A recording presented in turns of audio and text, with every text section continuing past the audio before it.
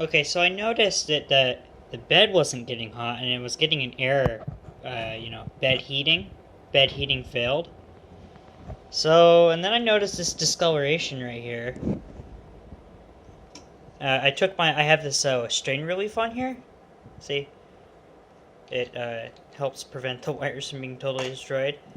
And I unplugged this. Very carefully, of course.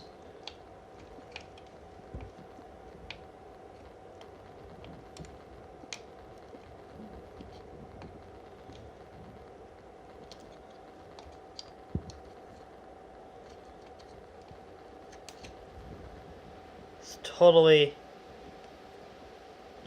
burnt. And yes, I see those pins that are pulled out like that. That's because this doesn't actually have any strain relief.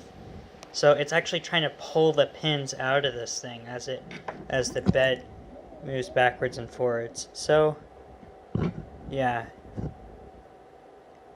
Yeah, this is pretty bad. Actually, you can see some kind of burnt stuff down there.